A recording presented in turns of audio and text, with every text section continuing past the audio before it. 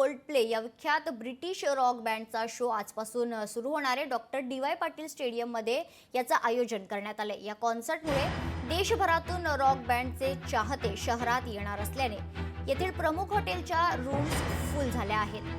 पार्किंगच्या जागांचंही आरक्षण करण्यात आले। देश विदेशातून येणाऱ्या चाहत्यांच्या वाहतुकीसाठी नवी मुंबई महानगरपालिका परिवहन सेवेच्या 25 बस सज्ज झाल्या आहेत। 3 दिवस चालणाऱ्या या शोमुळे शहराच्या अर्थव्यवस्थेत भर पडणार आहे। वाशी ते खारघर पर्यंतची सर्व प्रमुख हॉटेल्स 18 ते 20 जानेवारी दरम्यान हाऊसफुल आहेत।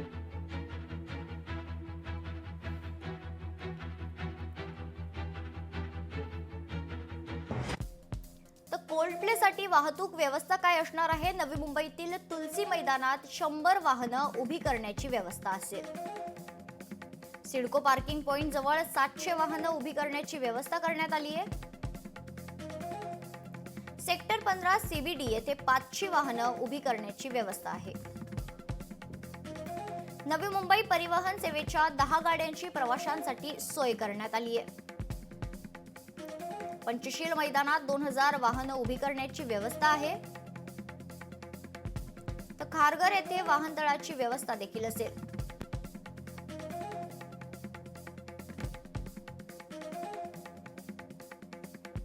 आपल्या कार्यक्रमाच्या अनुषंगानं दिनांक 18, 19 आणि 21 या दिवशीच्या कार्यक्रमाच्या अनुषंगानं एकूण 1 DCP 2 ACP जवळपास 30 अधिकारी आणि 435च्या आसपास वाहतुकीचे अंमलदार जे आहेत ते नेमण्यात आलेले आहेत। सोबत जवळपास 400 वॉर्डन आपण त्यांच्याकडून प्राप्त करून घेण्यात आलेले। या कार्यक्रमाच्या अनुषंगानं वाहतूक कोंडी होऊ नये म्हणून दिनांक 18, 19 आणि 21 जानेवारी या दरम्यान आपण जड अवजड वाहनांना सुद्धा 1400 वाजल्यापासून म्हणजे दुपारी 2 वाजल्यापासून रात्री 00 म्हणजे रात्रीचे 12 वाजेपर्यंत या मार्गावरती जड अवजड वाहनांना बंदी केल्याची अधिसूचना आपण जाहीर केली आहे।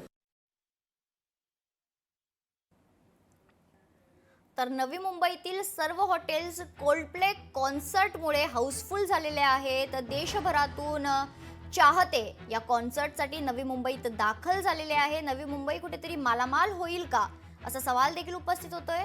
यासोबतच कोल्डप्लेसाठी NMTच्या जादा बसेस देखील तैनात करण्यात आल्या आहेत।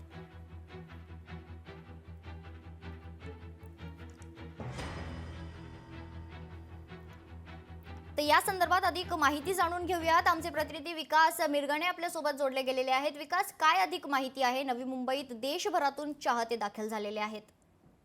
कोल्डप्ले कार्यक्रमासाठी जे आहे देशभरामधून 50,000 अधिक जे आहेत प्रेक्षक आणि नवी मुंबई शहरामध्ये दाखल झालेले कोल्डप्लेचा कार्यक्रम 19, 20 आणि 21 दिवसापासून असणारे आपण पाहू शकता। इथे नवी मुंबईचे डी.वाय. पाटील या ठिकाणी कार्यक्रम आहे थोड्याच वेळामध्ये सुरू होत आहे।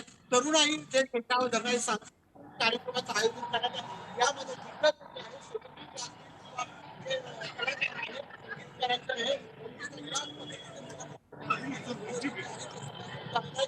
थोड्याच वेळामध्ये संगीत कार्यक्रमाचं आयोजन करण्यात आलेलं आहे। 3 दिवसापासून मोठ्या प्रमाणामध्ये जर आपण बघितलं तर मोठ्या प्रमाणात म्हणजे जे आहे ती तयारी सुरू करण्यात आली आहे। प्रत्येक ठिकाणी जे वाहतुकीचं नियोजन करण्यात आलेलं आहे त्यामुळे संपूर्ण परिसर आपण या संपूर्ण परिसरामध्ये मोठ्या प्रमाणात पोलीस बंदोबस्त लावण्यात आलेला आहे। त्यामुळे सुरक्षित दृष्टीने जे आहे खबरदारी सुद्धा घेण्यात आलेली आहे। त्यामुळे सर्व तरुणाई जे आहे देशभरामध्ये संपूर्ण आपण बघितले ती संपूर्ण इथं डी.वाय. पाटील मध्ये आलेले आहेत।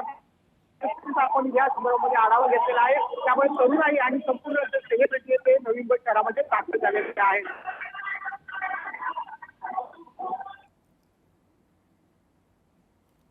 नक्कीच विकास, खरं तर आपण जर पाहिलं तर देशभरातून चाहते कोल्डप्ले कॉन्सर्टसाठी आलेले आहेत। गेल्या कित्येक महिन्यांपासून चाहते बुकिंग करण्यासाठी देखील उत्सुक होते। बुकिंग झाली, आज कॉन्सर्ट होतोय। यामुळे नवी मुंबईच्या अर्थव्यवस्थेत कुठेतरी भर पडलेला आहे। काय अधिक सांगाल? 3 दिवस असल्यामुळे महसुलामध्ये मोठ्या प्रमाणात भर पडलेली आहे। कारण हे जे कार्यक्रमाचे 3 दिवस असणार आहेत त्या आधी सुद्धा पूर्व नियोजन करण्यात आलं। आयोजकांनी काल सुद्धा आपली भूमिका जाहीर केली आहे।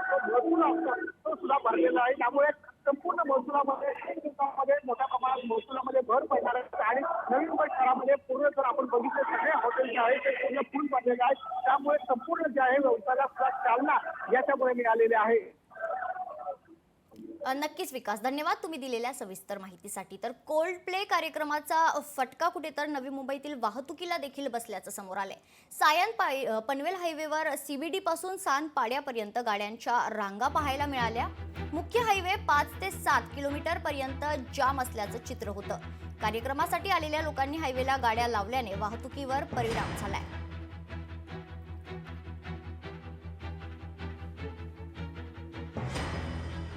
तर आज नवी मुंबईत कोल्ड प्ले कॉन्सर्ट होतोय. देशभरातून चाहते नवी मुंबईत दाखल झालेले आहे. त्याचा फटका कुठेतरी नवी मुंबईतील वाहतुकीवर होताना दिसतोय.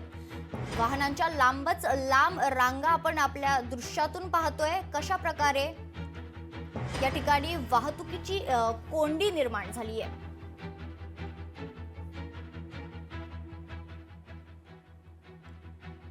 तर नवी मुंबईतून खरं तर आपल्या प्रतिनिधी आकांक्षा देशमुख आपल्यासोबत जोडल्या गेलेल्या आहेत. आकांक्षा, नवी मुंबईत आहे सध्या कोल्ड प्लेसाठी देशभरातून चाहते आलेले आहेत. कुठेतरी वाहतुकीवर परिणाम होताना दिसतोय, काय अधिक माहिती आहे?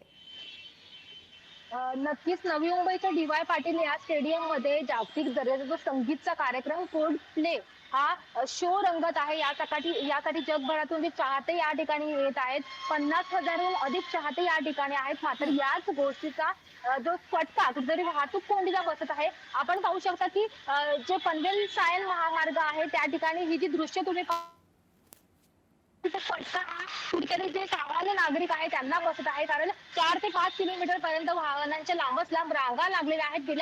गेल्या दुपारपासूनच पाहायला गेलं तर या ठिकाणी वाहतूक कोंडीचा फटका हा सुरू झालेला आहे. पाहायला गेलं तर संध्याकाळची वेळ झालेली आहे. कामावरना लोक घरी जातात. मात्र त्यांना या कॉन्सर्टमुळे कुठेतरी जे घरी जाताना नक्कीच आकांक्षा, आपण जर पाहिलं तर जे चाकरमानी आहेत त्यांचा कुठेतरी खोळंबा होताना दिसतोय.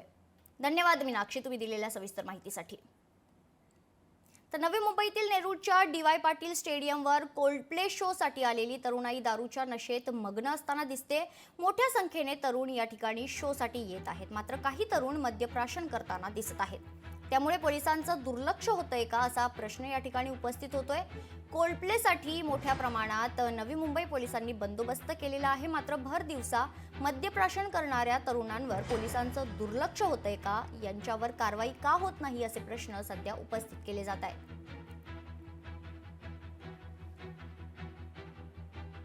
नवी मुंबईच्या नेरूळ येथील DY पाटील स्टेडियम मध्ये कोल्ड प्ले या जागतिक दर्जाच्या शोचं आयोजन केलेलं आहे. मोठ्या संख्येने तरुणाई या ठिकाणी येत आहे. मात्र पाहायला गेलं तर आपण समोरचं हे दृश्य पाहू शकतो की जे तरुणाई आहे ते नशेमध्ये मग्न असल्याचं दृश्य पाहायला मिळत आहे. अनेक तरुण आहेत ते या ठिकाणी मद्यप्राशन करत आहेत. त्यांच्या हातात जे मद्यप्राशन करतानाचं आपल्याला या व्हिडिओमध्ये दिसत आहे.